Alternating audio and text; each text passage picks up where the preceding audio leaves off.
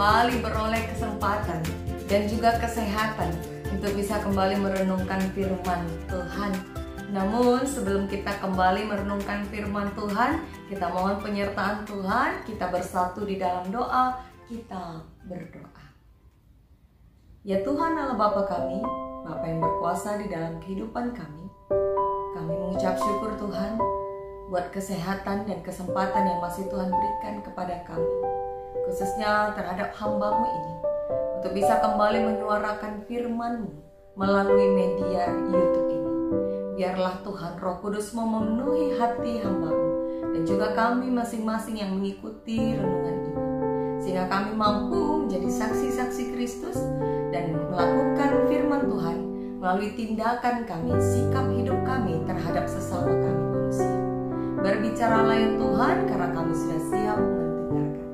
Di dalam nama Yesus Kristus kami berdoa. Amin. Saudara dikasih Tuhan, kita akan membaca nas firman Tuhan yang terambil dari kitab Roma. Roma pasal yang ke-13 ayat 8 sampai ayat yang ke-14. Demikianlah firman Tuhan. Roma 13 ayat 8 sampai 14. Kasih adalah kegenapan hukum Taurat. Janganlah kamu berhutang apa-apa kepada siapapun juga, tetapi hendaklah kamu saling mengasihi. Sebab barang siapa mengasihi sesamanya manusia, ia sudah memenuhi hukum Taurat. Karena firman jangan berzina, jangan membunuh, jangan mencuri, jangan mengingini, dan firman lain manapun juga sudah tersimpul dalam firman ini, yaitu kasihilah sesamamu manusia seperti dirimu sendiri. Kasih tidak berbuat jahat terhadap sesama manusia. Karena itu kasih adalah kegenapan hukum Taurat. Hal ini harus kamu lakukan karena kamu mengetahui keadaan waktu sekarang, yaitu bahwa saatnya telah tiba bagi kamu untuk bangun dari tidur. Sebab sekarang keselamatan sudah lebih dekat bagi kita daripada waktu kita menjadi percaya. Hari sudah jauh malam, telah hampir siang. Sebab itu marilah kita menanggalkan perbuatan-perbuatan kegelapan dan mengenakan perlengkapan senjata terang. Marilah kita hidup dengan sopan seperti pada siang hari. Jangan dalam pesta pora dan kemabukan. Jangan dalam percabulan dan hawa nafsu. Jangan dalam perselisihan dan iri hati. Tetapi kenakanlah Tuhan Yesus Kristus sebagai perlengkapan senjata terang, dan janganlah merawat tubuhmu untuk memuaskan keinginannya. Sampai demikian firman Tuhan yang menjadi renungan kita dengan tema menolong sesama dengan kasih. Saudaraku yang dikasihi Tuhan, tentu saudara sering punya pengalaman menolong dan ditolong. Masing-masing dari kita pasti punya pengalaman yang demikian.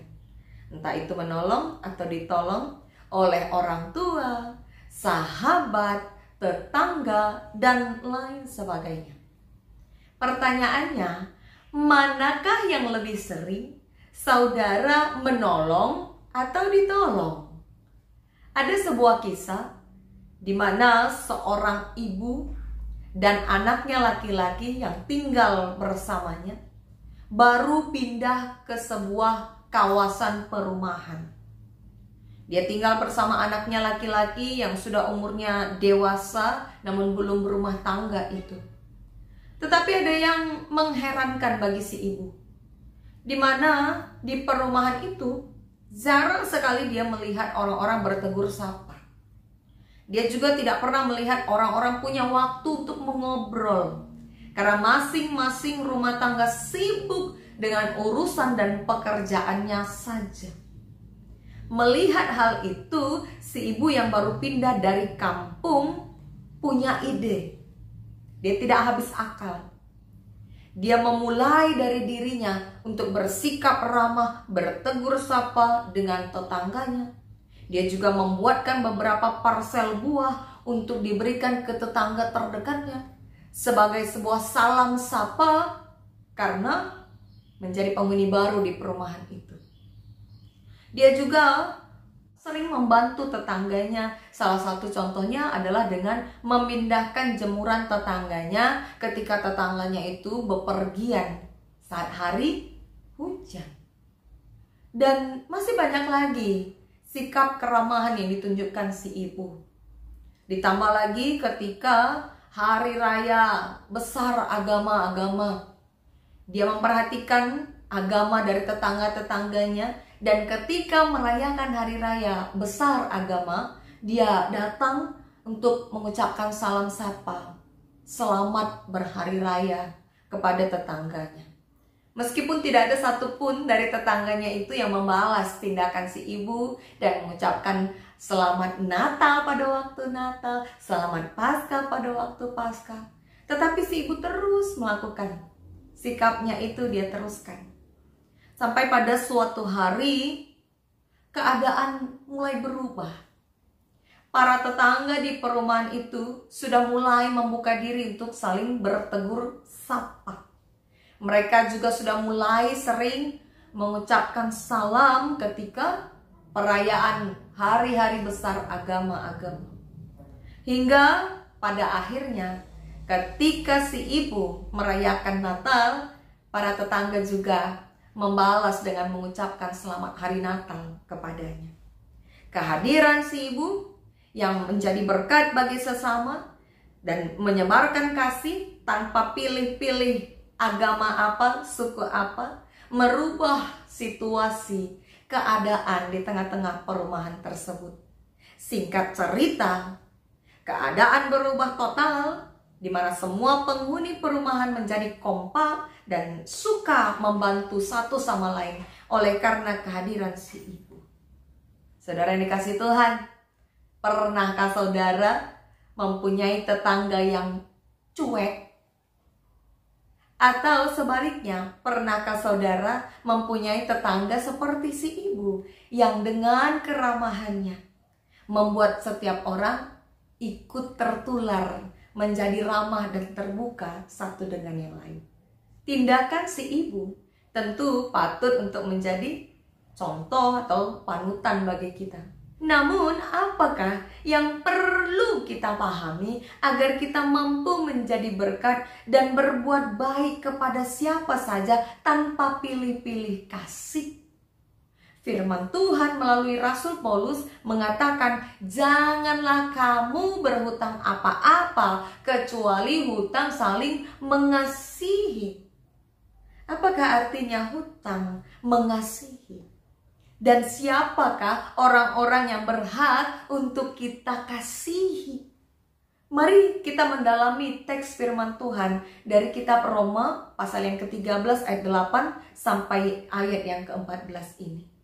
Saudara yang dikasihi Tuhan, surat Roma yang ditulis oleh Rasul Paulus bertujuan mengingatkan jemaat Roma tentang hakikat sebagai pengikut Kristus terhadap sesamanya manusia. Setelah Rasul Paulus mengingatkan tugas atau hakikat orang Kristen terhadap pemerintah, itu dimulai dari ayat yang pertama sampai ayat yang ke-7, yang melanjutkan dengan mengajak orang-orang Kristen pada saat itu mengetahui dan menyadari tugas dan tanggung jawabnya sebagai manusia terhadap sesamanya. Konteksnya ketika itu kita tahu bahwa jemaat di Roma sedang mengalami penderitaan, dikejar-kejar, disiksa, ditangkap, bahkan difitnah. Tapi kondisi itu tidaklah menjadi alasan bagi umat Kristen untuk cuek satu dengan yang lain, untuk hidup bagi dirinya sendiri. Tetapi Rasul Paulus mengingatkan supaya mereka hidup dengan menjalankan Injil atau firman Tuhan, sehingga mereka menjadi teladan, menjadi panutan bagi sekitarnya dan menjadi berkat. Rasul Paulus mengajarkan bagaimana sebenarnya orang yang menjalankan undang-undang Taurat, khususnya dalam menjalankan kasih. Sehingga katanya janganlah engkau berhutang pada siapapun, tetapi saling mengasihilah, berhutang dalam kasihlah. Orang yang berhutang itu tentu wajib untuk membayar hutangnya, ya. Namanya juga hutang, harus dibayar. Dan dalam dia membayar hutangnya, tentu seseorang yang berhutang itu ketika dia melunasi hutangnya, tidak ada apapun yang bisa dia harapkan, karena itu adalah kewajibannya. Dia tidak berhak menuntut apapun, karena itu adalah hutang. Dan dengan kata lain, mengasihi itu adalah hakikat tanggung jawab orang Kristen yang harus disampaikan tanpa mengharapkan balas jasa. Kata Rasul Paulus, orang yang sudah memenuhi kasih terhadap sesama, dia sudah memenuhi hukum Taurat. Karena hukum Taurat yang di dalamnya tercakup 613 aturan-aturan, ya, itu dirangkum dengan satu, yaitu kasihlah sesama manusia seperti dirimu sendiri. Perintah-perintah dalam hukum Taurat sebagaimana yang dikatakan dalam ayat 9, jangan berzina, jangan membunuh, jangan mencuri dan sebagainya. Itu semua dirangkum dengan satu perintah, kasihilah sesama manusia seperti dirimu sendiri. Perintah ini seolah-olah Rasul Paulus tujukan kepada orang-orang Kristen Yahudi ketika itu, di mana orang-orang Kristen Yahudi yang meskipun sudah menerima Kristus, mereka masih memahami bahwa hanya dengan menjalankan Tauratlah mereka beroleh keselamatan. Sehingga aturan-aturan di dalam Taurat itu menjadi sebuah kewajiban bagi mereka untuk dijalankan, supaya bisa semakin mendekatkan diri kepada Tuhan. Tetapi Rasul Paulus dengan tegas menekankan di ayat 8 dan ayat 10 bahwa kasih adalah kegenapan hukum Taurat. Orang yang sudah mengasihi sesamanya, dia sudah memenuhi hukum Taurat. Karena orang yang mengasihi tidak akan menyakiti orang lain. Dia tahu rasanya bagaimana ketika dia disakiti, tidak enak, maka dia pun tidak akan menyakiti orang lain, tidak akan merugikan orang lain, dan tidak akan berbuat jahat. Ya. Jadi kegenapan Taurat ada dalam satu perintah, kasihilah sesamamu manusia. Selanjutnya, Rasul Paulus mengatakan, hari sudah jauh malam. Marilah kita menanggalkan perbuatan-perbuatan kegelapan. Di sini Rasul Paulus mengingatkan bahwa untuk menjalankan kasih terhadap sesama seperti mengasihi diri sendiri, itu terbatas waktunya. Waktunya terbatas karena hari sudah jauh malam dan telah hampir siang, artinya keselamatan itu akan segera datang. Kata waktu di sini dipakai untuk menggambarkan kronos. Ya, dalam istilah bahasa Yunani, kronos artinya adalah kesempatan. Haruslah setiap umat di Roma ketika itu menjalankan perintah kasih ini tanpa menunda-nunda waktu. Tidak menunggu kapan dia siap, kapan dia sanggup, kapan dia kuat. Tetapi segera dilakukan setiap kali ada kesempatan, kasihilah sesama. Ini perintah yang disampaikan Rasul Paulus kepada umat yang ada di Roma. Sudah waktunya. Kalimat ini dipakai Rasul Paulus supaya jemaat di Roma menyadari bahwa hari di mana Tuhan akan kembali melalui kehadiran Yesus Kristus untuk hari penghakiman, itu akan segera tiba. Sehingga tanggalkanlah perbuatan-perbuatan kegelapan dan pakailah senjata. Kenakanlah senjata. Senjata yang dimaksud tentu bukan pedang atau tombak, ya. Tetapi senjata yang dimaksud adalah hidup di dalam terang firman Tuhan. Tidak bermabuk-mabukan, tidak terlibat dalam percabulan, hawa nafsu dan perselisihan serta iri hati. Juga tidak menggunakan tubuh hanya untuk memuaskan keinginan hawa nafsu. Hidup di dalam terang firman Tuhan, itulah senjatanya. Maka saudara yang dikasihi Tuhan, sekarang mari kita bercermin sebagai umat Kristen zaman now, ya, tentu kita juga tidak terlepas dari perintah Tuhan ini untuk saling mengasihi seorang terhadap yang lain. Beriman kepada Tuhan bukanlah hanya masalah rajin ke gereja, memberikan persembahan dengan rutin, atau memberikan persepuluhan yang besar, atau ikut berdoa semalam suntuk setiap hari, doa subuh, doa malam, doa kapan saja, tetapi lupa untuk melakukan perintah yang satu ini. Apa yang kita maknai melalui ke gereja, memberi persembahan, berdoa, itu adalah ritual. Kegiatan-kegiatan yang sifatnya rutin itu ritual. Tetapi beriman kepada Tuhan, ya, sesungguhnya bukanlah hanya mencakup ritual atau rutinitas dalam kehidupan beragama. Beriman yang sungguh-sungguh adalah menjalankan perintah Tuhan. Dalam sikap dan perbuatan kita nampaklah nilai-nilai keimanan atau spiritual kita. Mengasihi adalah perintah yang utama dan penting. Ajakan ataupun nasihat Rasul Paulus untuk jemaat Roma berhutang saling mengasihi kepada sesamanya itu merupakan wujud iman kepada Tuhan. Kita bisa dikatakan beriman ketika kita tidak hanya rajin ke gereja, tetapi juga mampu menerapkan kasih dalam kehidupan kita sehari-hari tanpa pilih-pilih kasih. Kita mampu mengasihi siapa saja karena itu adalah tanggung jawab, bukan pilihan hidup. Itu adalah hakikat kita. Dan kemampuan kita untuk mengasihi atau menolong sesama itu bukan prestasi yang patut dibanggakan, patut diceritakan ke kanan ke kiri. Karena itu adalah tugas dan tanggung jawab kita.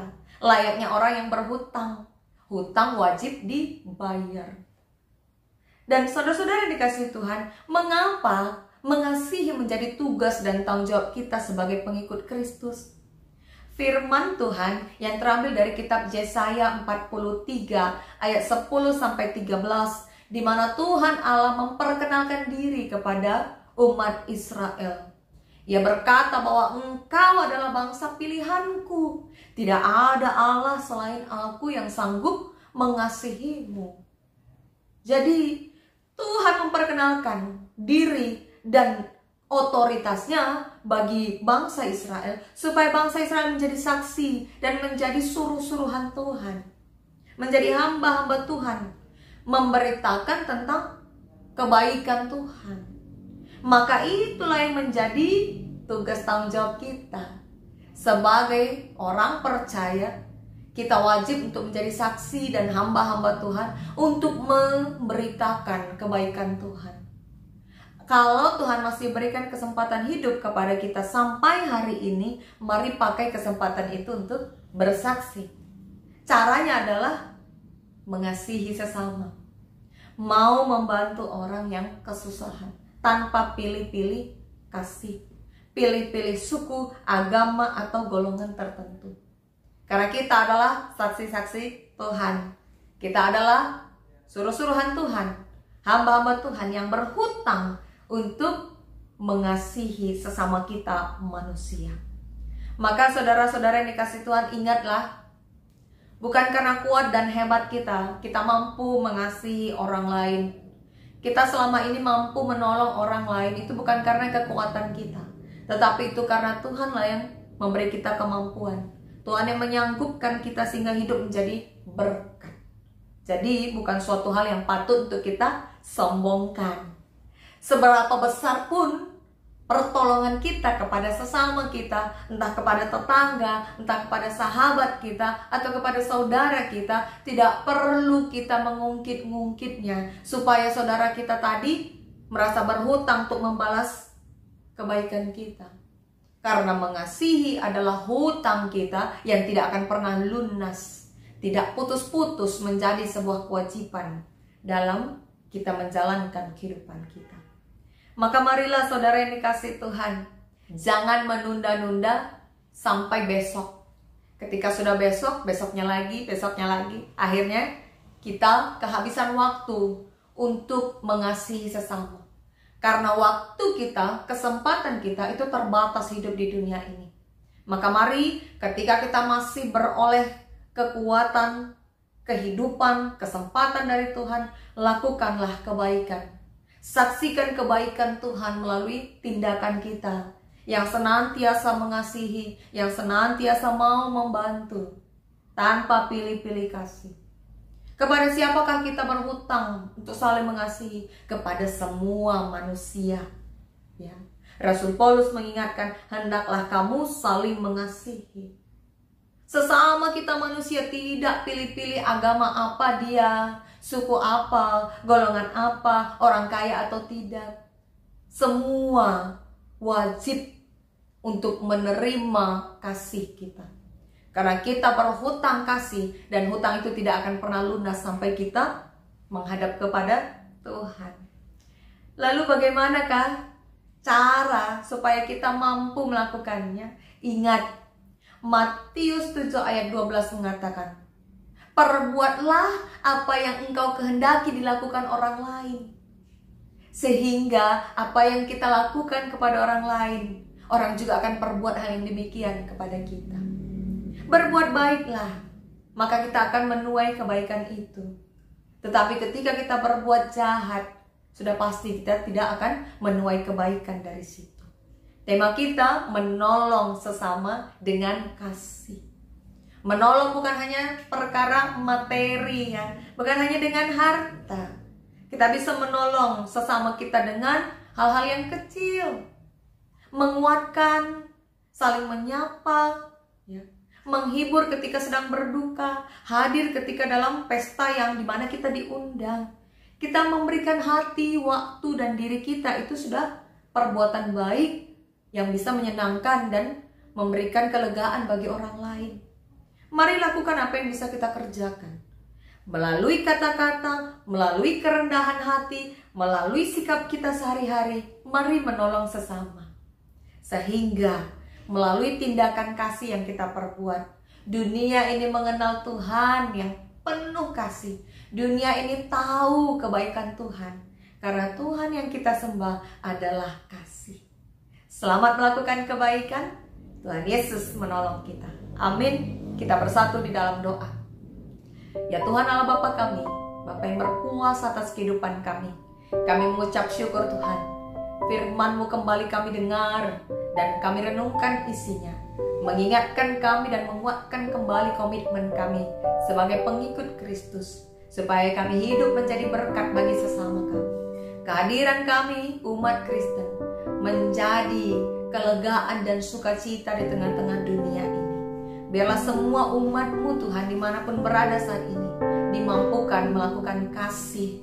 Karena dengan melakukan kasih, setiap kami tidak hanya menjadi Kristen ritual, tetapi menjadi umat yang beriman, yang nampak melalui kehidupan kami sehari-hari. Inilah doa dan tekad kami Bapa.